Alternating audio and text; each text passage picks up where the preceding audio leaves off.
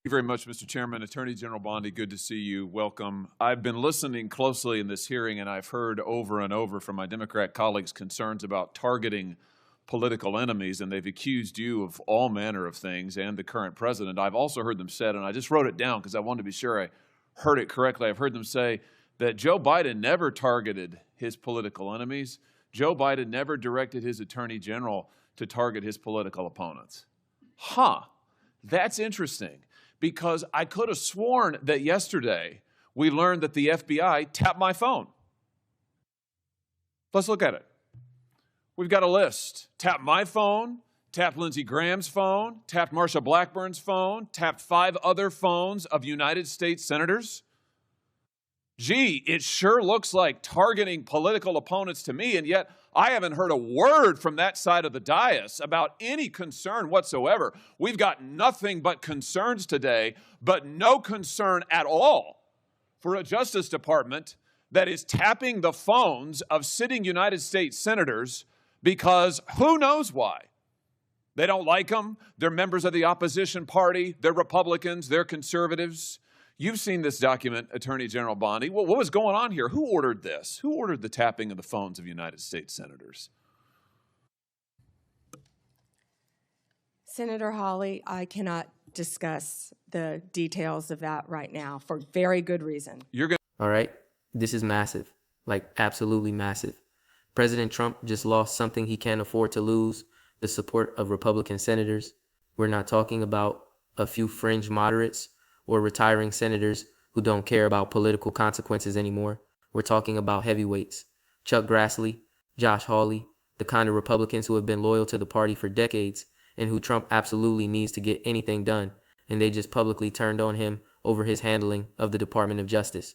They went on record saying Trump crossed the line, that his attempts to weaponize the DOJ for personal battles have gone too far, that they can no longer defend what he's doing, and that they're prepared to block his nominees and legislative priorities unless he backs off. This is not normal Republican criticism, where they express concern but ultimately fall in line. This is open revolt. This is GOP senators saying enough is enough and we're not going along with this anymore. But before we go any further, real quick, let's be honest, you can't really trust mainstream media anymore. That's why we built Pump Politics, to bring you real stories, real context, and no corporate spin. If you want to stay ahead of the headlines, join our free newsletter. We'll send the news straight to your inbox every day. Just click the link in the description to join. And if you just want to support what we're doing, join us, be part of the community that actually cares about the truth. All right, let's get back to the video. For potential prosecution. Gee, I don't know. Would you call that an example of weaponization, Attorney General Bondi? Do you think that's a fair characterization? Senator Hawley, that is the ultimate weaponization. And weaponization under Donald Trump has ended. It has ended. Harmeet Dillon is running our civil rights unit, and she is doing an incredible job. No longer will parents be targeted. No longer will parents who care about whether their elementary school children have to read a transgender book be targeted and told they cannot have any say in their child's education. That has ended under this administration. People can worship freely, whether they're Catholics at synagogues or Muslims. Everyone can worship freely. That was the ultimate weaponization. They were targeting Catholics. No longer. They have been targeting so many American citizens throughout this country.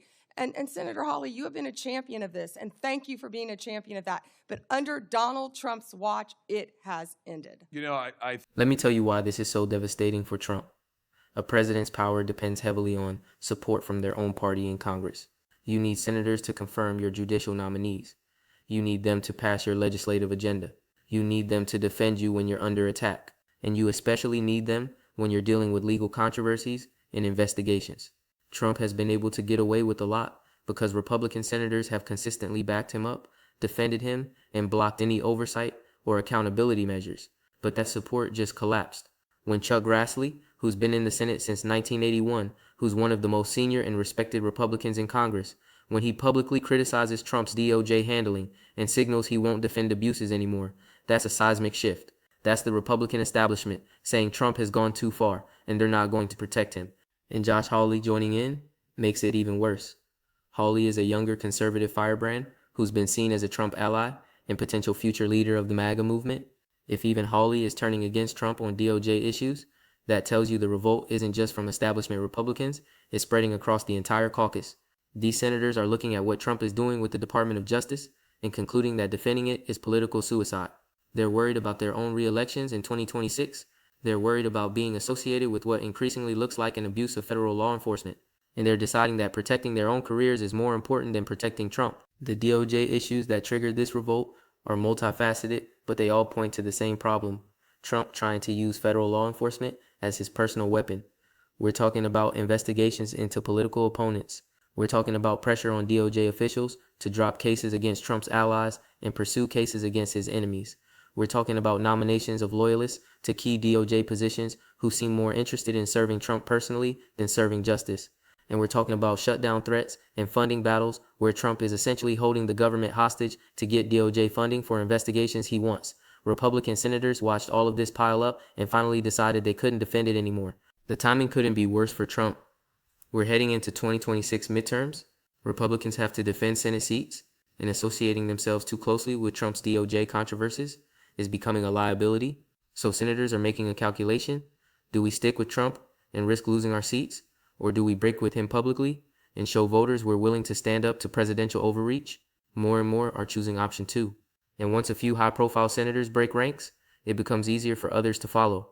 That's what we're seeing now, a cascade effect where Republican senators are feeling emboldened to criticize Trump because other respected senators are doing it too. The practical implications are enormous. Trump needs Senate confirmation for judicial nominees. He needs Senate support to pass budgets and avoid government shutdowns. He needs Senate backing for his legislative agenda, and he needs Senate Republicans to defend him when Democrats attack him.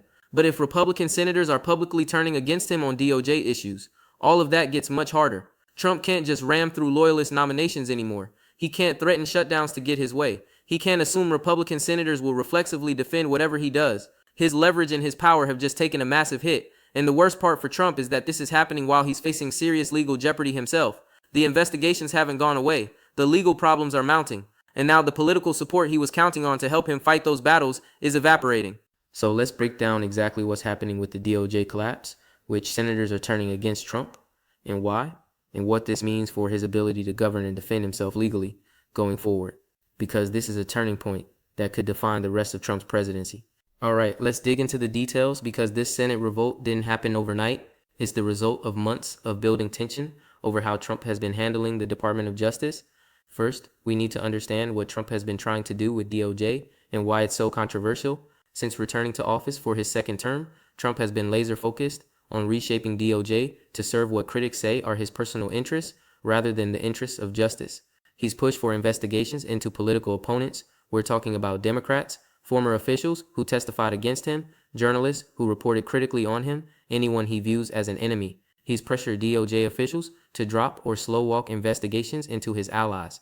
And he's nominated people to key DOJ positions whose primary qualification seems to be loyalty to Trump rather than legal expertise or commitment to impartial justice. All of this raises serious concerns about the independence and integrity of federal law enforcement. The Department of Justice is supposed to be independent from political pressure. Yes, the Attorney General serves at the pleasure of the President, but there's supposed to be a firewall between the White House's political operations and DOJ's law enforcement decisions.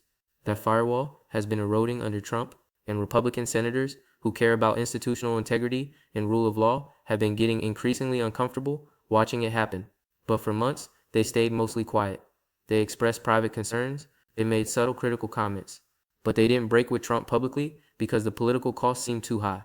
What changed? Several things came together to push Republican senators over the edge. First, the shutdown threats. Trump has been threatening to shut down the government if Congress doesn't fund DOJ investigations and programs he wants funded. That puts Republican senators in an impossible position.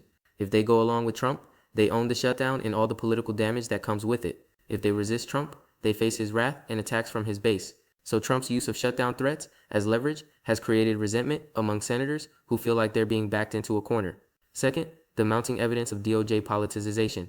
As more stories come out about specific investigations being pushed or dropped for political reasons, as more DOJ officials resign or speak out, as more details emerge about White House pressure on law enforcement, it becomes harder for senators to deny that something is seriously wrong.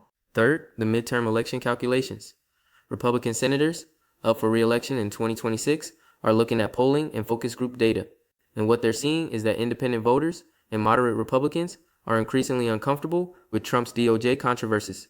These voters might still support Republican economic policies or other parts of the agenda, but they don't like the perception that Trump is using federal law enforcement as a personal weapon. So senators are concluding that defending Trump's DOJ handling is a political loser. They'll get more credit from voters by showing independence and standing up to presidential overreach. Chuck Grassley's role in this revolt is particularly significant. Grassley is 92 years old. He's been in the Senate since 1981. He's chaired multiple committees, including Judiciary. He's a conservative institutionalist who cares deeply about Senate traditions and the proper functioning of government. He's not some bomb thrower or attention seeker. So when Grassley goes public with criticism of Trump's DOJ handling, that carries enormous weight. Other Republican senators look to Grassley for guidance on institutional questions. And if Grassley is saying Trump has crossed the line, that gives other senators permission and political cover to say the same thing. Grassley's public statements have been carefully worded but devastating. He's talked about the importance of DOJ independence. He's raised concerns about political interference in prosecutorial decisions, and he's made clear he's not going to rubber stamp Trump's DOJ nominees without serious scrutiny. Josh Hawley's involvement adds another dimension. Hawley is much younger than Grassley. He's in his mid-40s. He's seen as part of the new generation of conservative populists who rose to prominence during the Trump era. He's been a Trump defender on many issues, so the fact that even Hawley is breaking with Trump on DOJ questions is significant. It suggests the revolt isn't just old guard establishment types who were never fully comfortable with Trump anyway. It's spreading to the populist wing of the party. Hawley has been particularly vocal about concerns that DOJ is being used to pursue personal vendettas rather than legitimate law enforcement priorities, and he signaled he's prepared to vote against Trump's nominees if he doesn't see changes. The practical impact of this Senate revolt is already being felt. Several of Trump's DOJ nominees are now in serious trouble. Nominations that seem like they sailed through are now facing tough questioning and possible rejection. Senate Judiciary Committee hearings have become much more contentious. Senators who would normally give Trump's picks the benefit of the doubt are now digging deep into their records and qualifications, and some nominees are withdrawing rather than face confirmation battles they might lose. That's a huge problem for Trump because he needs his people in key DOJ positions to execute his agenda. If the Senate won't confirm them, he's stuck with career officials who are much less likely to do his bidding. The budget and shutdown fight has also been affected. Trump has been threatening to veto spending bills if they don't include funding for specific DOJ investigations and programs. But Republican senators are now calling his bluff. They're saying we're not going to shut down the government over your personal legal battles. We'll pass a clean funding bill, and if you want to veto it and trigger a shutdown, that's on you. That's a complete reversal of the dynamic that's existed for most of Trump's time in office, where senators have been afraid to cross him. Now they're essentially daring him to make good on his threats because they've calculated the political damage falls more on him than on them. The oversight implications are also significant. Senate committees with Republican chairs are starting to conduct actual oversight of DOJ under Trump. Not aggressive, hostile oversight like Democrats would do, but real scrutiny nonetheless. They're asking for documents. They're calling witnesses. They're holding hearings on specific controversies. This is light years away from the complete deference and protection Trump has gotten from Republican Senate chairs for most of his presidency. And it signals that the era of Trump getting whatever he wants from GOP Senate leadership is over. Behind the scenes, there are apparently brutal fights happening. Trump is reportedly furious with Grassley, Hawley, and other senators who've broken ranks. He's calling them disloyal. He's threatening to support primary challengers against them. He's unleashing his social media followers to attack them. But that strategy is backfiring because these senators have decided they're more afraid of voters in general elections than they are of Trump's base in primaries.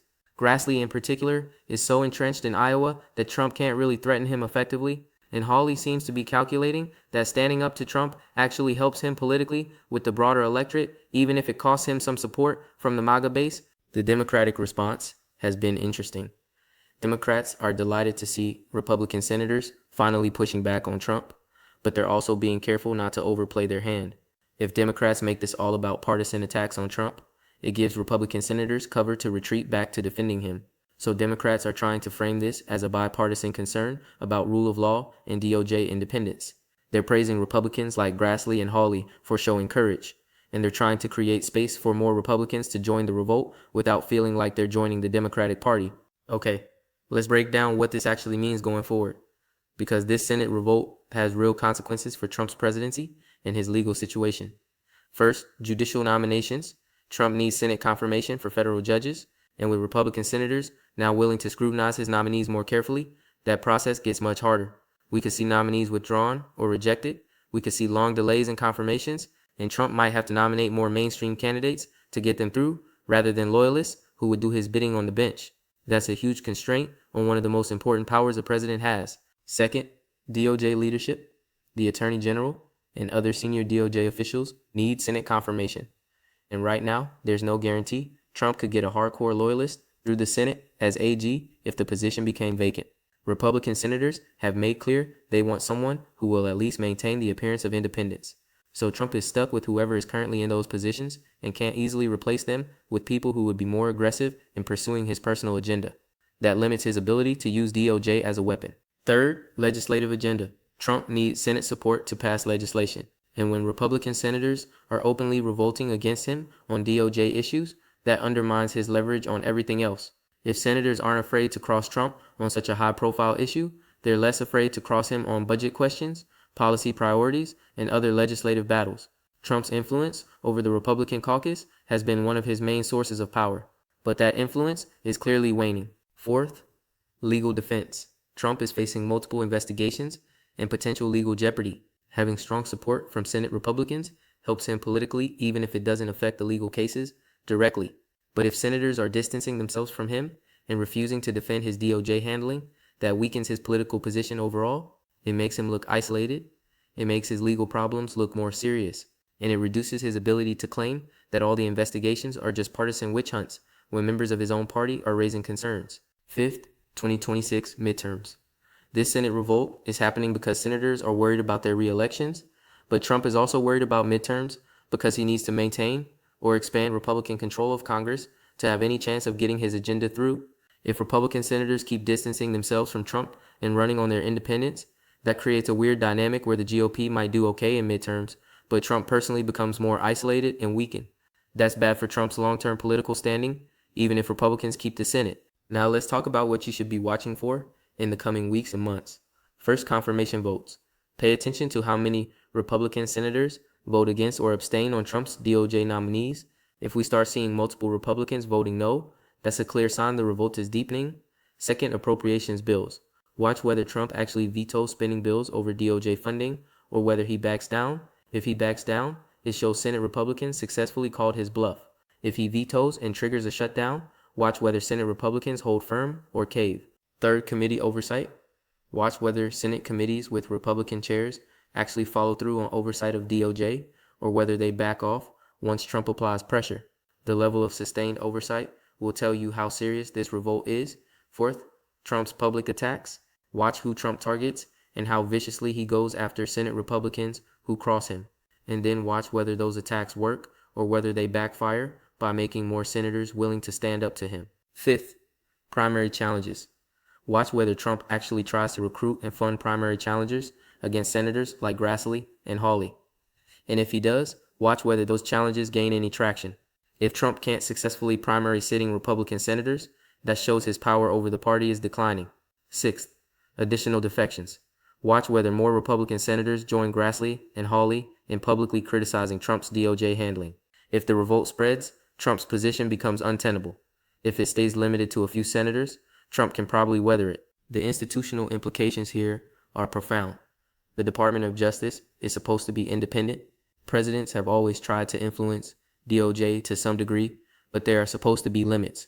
What we're seeing now is a fight over where those limits are. Trump believes he has broad authority to direct DOJ to pursue his political enemies and protect his allies. Senate Republicans are increasingly saying that crosses a line and threatens the rule of law. This is a fundamental debate about the proper role of the president and the independence of law enforcement in a democratic system. The political realignment this represents is also significant. For years, Republican senators have subordinated institutional concerns to political loyalty to Trump. They've overlooked norm violations and abuses of power because they were afraid of Trump's political power and didn't want to face his base. But now we're seeing cracks in that dynamic. Senators are starting to care more about their own political survival and less about staying in Trump's good graces. That's a major shift, and if it continues, it could fundamentally alter the power dynamics in Washington. Here's my take on what this really means.